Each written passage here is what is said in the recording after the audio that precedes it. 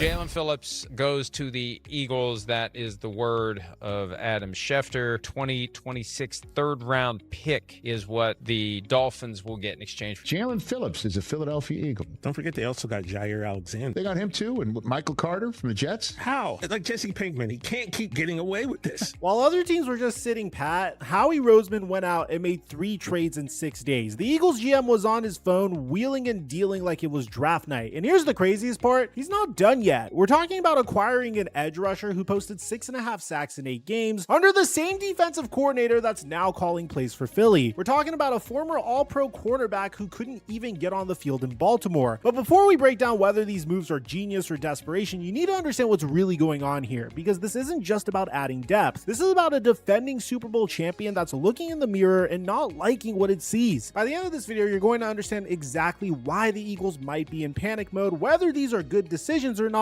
and what it means for them moving forward. Jalen Phillips to the Philadelphia Eagles for a 2026 third-round pick. If you guys remember, in my last video about the Miami Dolphins, I mentioned that now that they fired their general manager, Chris Grier, they're probably going to have a fire sale, and it looks like I was correct. On the surface, trading for Jalen Phillips looks like a solid move. You're getting a former first-round pick who's only 26 years old and has shown flashes of being an absolute game wrecker. But here's where it gets interesting, and this is the part that should have every Eagles fan either really excited or really nervous. This isn't one of those clear-cut home run plays. This is very similar to when the Philadelphia Eagles traded for Robert Quinn from the Chicago Bears a couple years ago. Back in 2023, Phillips was playing for the Miami Dolphins under defensive coordinator Vic Fangio, and he wasn't just good, he was on an absolute tear. Phillips racked up 6.5 sacks in just 8 games before his season came to a brutal end. We're talking about a guy who had at least 1 sack in 5 straight games. He wasn't just looking like a solid role player, Jalen Phillips was looking like a legitimate star, the kind of edge rusher who takes over games and makes quarterbacks uncomfortable just by lining up. This all came to an end on Black Friday 2023, playing against the Jets in every player's most feared stadium, a stadium that has taken many careers so far and has given brutal injuries to multiple stars, MetLife Stadium. This field has ended more careers than a retirement home. Phillips tore his Achilles tendon, and just like that, his breakout season was over. But wait, it gets worse. He battled back for the 2024 season opener, showing the kind of determination that made him a first rounder in the first place. And 4 games in, disaster strikes again. He partially tears his ACL in a collision with his own teammate. 2 straight seasons ended by devastating lower body injuries. Most players don't come back from one of those injuries the same, and Phillips has had 2. Now bear in mind, regardless of how the Miami Dolphins were doing, Jalen Phillips stated that he wants to stay in Miami.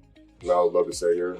I get traded. It's like that's something else to me. It didn't seem like the Dolphins really cared, and here's where the Eagles are betting big. This season, Jalen Phillips has been healthy. All 9 games he's been on the field, but the stats don't jump off the page. 3 sacks, 7 quarterback hits, but if you dig deeper, there's something there. He leads the Dolphins with 29 pressures, and according to Next Gen Stats, 12 of those are quick pressures, meaning he's getting to the quarterback in under 3 seconds. For context, Jalix Hunt leads the Eagles with 30 pressures, and that's their best pass rusher. Nobody else on the team has more than 19. And here's the kicker that makes this trade make sense. Vic Fangio is now the Eagles defensive coordinator, the same Vic Fangio who got that career year out of Phillips in 2023, the same Fangio who knows exactly how to use him, what his strengths are, and what makes him tick. There's familiarity there, and in the NFL, that matters. Phillips isn't walking into a completely new system trying to learn everything from scratch. He's reuniting with a coach who already got the best out of him. But let's be real about why this trade happened. The Eagles are desperate for pass rush help, like really desperate. They're ranked 24 in the NFL in sacks with just 16 through 8 games. That's embarrassing for a team trying to repeat as Super Bowl champions, and it's not like they didn't see this coming. Josh Sweat walked in free agency and signed a huge deal with the Cardinals, where he already has 5 sacks in 7 games. Milton Williams left too, and he's thriving in New England with 3.5 sacks. Then Zadarius Smith, who they brought in to help fill that void, suddenly retired last month, just walked away. They had to convince Brandon Graham to come out of retirement just so they could have bodies. The craziest part is that Vic Fangio reportedly pushed for this trade. He wanted Phillips. He knows what the guy can do when healthy, and apparently he made it clear to Howie that this was the move to make. When your defensive coordinator is actively lobbying for a player, that's telling you something.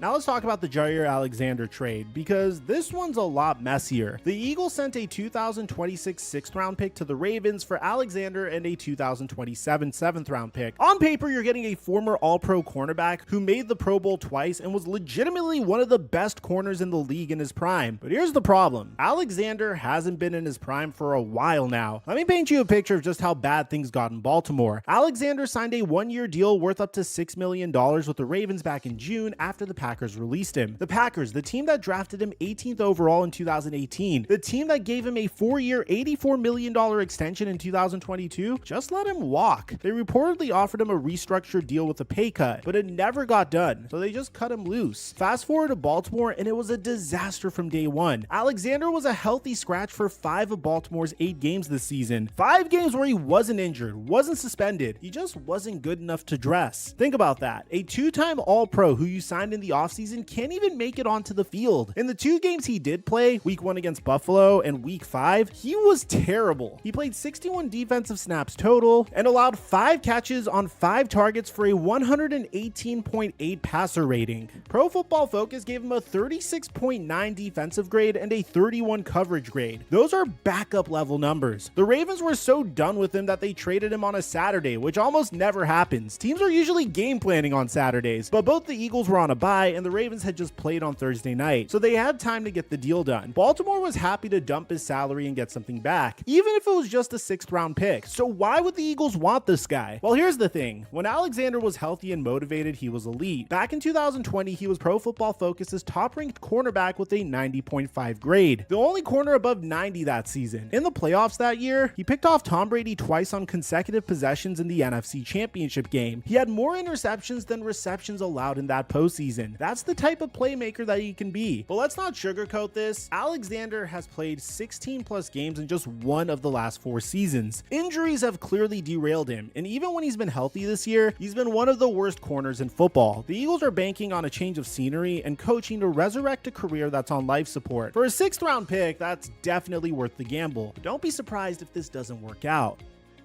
Before we got Phillips and Alexander, there was another move. The Eagles acquired Michael Carter II from the Jets on Wednesday, sending John Mechie III and swapping some late-round picks. Carter is a slot corner, and this move potentially opens up something interesting for the Eagles' defense. You see, Cooper DeJean had been really good in the slot as a rookie, but he can play outside too. With Carter coming in to handle slot duties, the Eagles could move DeJean outside full-time opposite of Quinyon Mitchell, which would give them 2 young, talented corners on the perimeter, or they could rotate based on matchups. The point is, Carter gives the Eagles the ability to be versatile and adds depth to a secondary that desperately needed both. And Carter has connections too. He played under Joe Douglas with the Jets. Douglas is now the Eagles' senior personnel director, so again, there's that familiarity factor. He's not walking into a completely foreign environment. But here's what nobody's really talking about. These trades aren't signs of strength. They're signs that Howie Roseman knows that he messed up in the offseason. The Eagles let Josh Sweat walk to Arizona on a $76 million deal. They couldn't keep Milton Williams, who's now been dominating on a $104 million contract in New England. They traded CJ Gardner-Johnson, who had 6 interceptions last year, to Houston for Kenyon Green, a former first-round guard who can't stay healthy or win a job. That trade has been a disaster. All those moves were about money. Roseman was trying to manage the salary cap after paying Jalen Hurts, AJ Brown, and Devontae Smith. He was making calculated decisions about who to keep and who to let walk, but those calculated decisions have left holes all over the defense, and now he's scrambling to patch them up mid-season. The pass rush has been anemic. Before the bye week, the Eagles had to bring in Brandon Graham out of retirement because they literally didn't have enough bodies. Nolan Smith has been on injured reserve with a triceps injury. Azeez Ojulari just went on IR with a hamstring. Joshua Uche, who they signed to help replace Sweat, has 1 sack in 8 games. Jalex Hunt has 1 sack too. The Eagles' edge rushers combined for just 5.5 sacks through 8 games, and 1.5 of those came from Zadarius Smith before he retired. At cornerback, it's been a mess too. Darius Slay and Isaiah Rodgers both left in free agency. The Eagles signed Adoree Jackson to a 1-year deal and drafted some young guys, but they haven't had a reliable number 2 corner opposite of Quinyon Mitchell all year. The Eagles went from the number 1 ranked pass defense in 2024 to 18th this season. That's a massive drop-off. So yeah, these trades are panic moves, but here's the thing, they're smart panic moves, because Howie knows what's at stake. The Eagles are 6-2. They're tied for the best record in the NFC. They're the defending Super Bowl champions. They're window is right now, this season with this roster. Jalen Hurts is in his prime. Saquon Barkley is having another remarkable season. A.J. Brown and Devontae Smith are one of the best receiver duos in football. You can't waste this opportunity. Now, you might be thinking, doesn't all this trading gut the future? Surprisingly, no. After all these trades, the Eagles still have 8 picks in the 2026 draft. They have both of their own picks in rounds 1, 2, 4, and 5, plus an extra third rounder from the Jets as part of the Hassan Reddick disaster last year. Remember, the Jets gave up a third round pick for Reddick, and he was such a headache for them that they basically gave him away for free. That Jets third rounder is now Eagles property. And since New York is horrible this year, it's going to be a high third rounder, so it's pretty much a second round pick. Plus, the Eagles are expected to get 3 compensatory picks for losing Milton Williams, Josh Sweat, and Mekhi Becton in free agency. So they could have 11 picks total in next year's draft. That's how Howie operates. He makes splashy trades that look aggressive, but he's always thinking 3 moves ahead. He's not mortgaging the future, he's using the assets he's stockpiled to go all in right now while keeping enough picks to reload next year. I have to admit, man, I'm a Dallas Cowboy fan, and I've always said that there's no better team at managing their roster than the Philadelphia Eagles. Howie Roseman has made a habit of being aggressive at the trade deadline throughout his career, and sometimes it works. Jay Ajayi in 2017 helped them win their first Super Bowl, but sometimes it doesn't. Golden Tate in 2018, Jannard Avery in 2019, Robert Quinn in 2022, Kevin Byard in 2023, all those trades were duds. The difference this time is the Eagles don't really have a choice. They're not some up-and-coming team building for the future. They're not a fringe playoff team hoping to sneak in. They're the defending champions, and they're watching their defense fall apart in real time. The pass rush can't get home. The secondary has been shaky, and Vic Fangio has been having to blitz at a much higher rate than he wants to because the front four can't generate pressure on their own. Fangio's blitz rate jumped from 16% in week 1 to 29% in week 2 to 38% in week 3, the 7th highest in the league that week. That's not his style. He wants to drop 7 in coverage and let his front four win, but they haven't been winning. So bringing in Phillips gives Fangio another legitimate pass rusher. When Nolan comes back from IR, which could be as soon as this week against Green Bay, the Eagles' edge rotation will be Phillips, Hunt, Nolan Smith, Graham, Uche, and Patrick Johnson. That's suddenly a lot deeper than it was 2 weeks ago. And if Phillips can recapture even 70% of what he showed in 2023 under Fangio, that's a massive upgrade. The cornerback situation is trickier. You've got Mitchell, who is excellent as a rookie. You've got DeJean, who's been really good in the slot. You've got Carter coming in potentially to take over slot duties. And then you've got Alexander, Jackson, Keely Ringo, and Jacorian Bennett, who's coming back from the injured reserve, all fighting for that outside corner spot opposite of Mitchell. It's a mess of bodies, but at least there's depth. If one of them gets hot, great. If not, you've got options.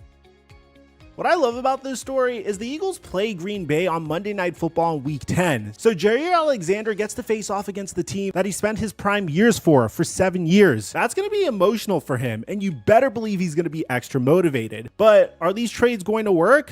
Honestly, nobody knows. I mean, Phillips has the talent, but he's coming off of 2 devastating injuries. Can he stay healthy? Can he produce at the level he did in 2023? Those are legitimate questions. Alexander has even bigger question marks. The guy couldn't get on the field in Baltimore. What makes anyone think he's suddenly going to be good again in Philadelphia? But here's the thing, the Eagles didn't give up much. A 3rd rounder for Phillips, a 6th rounder for Alexander, and some late pick swaps for Carter. If all 3 of these guys bust, it's not like it's going to set the franchise back for years. It's disappointing, but it's not catastrophic. But even if one of them hits, if Phillips stays healthy and gives them 6 to 8 sacks down the stretch, or if Alexander finds his Pro Bowl form again, these trades could be the difference between winning the NFC and going one and done in the playoffs. That's the gamble that Howie's making. He's betting that at least one of these reclamation projects is going to pay off. And given where the Eagles are, defending champions, elite quarterback, stacked offense, it's a bet worth making. You don't just sit pat when you have a championship window this wide open. You push your chips to the middle of the table and you go for it. So look, the Eagles are in all-in mode, and there's no shame in that. Every contender should be willing to make moves like this when the stakes are this high. The question is whether Howie Roseman made the right moves. Did he target the right players? Did he pay the right prices? We won't know until January and February when the playoffs start. But we do know this. The Eagles identified their 2 biggest weaknesses, edge rusher and cornerback, and they attacked both positions aggressively. They brought in players with connections to their coaching staff. They didn't mortgage the future, and they still have a full complement of draft picks next year. And they did it all during their bye week, giving these new guys 2 weeks to learn the playbook before they even have to take the field. Let me know in the comment section down below, especially if you're an Eagles fan.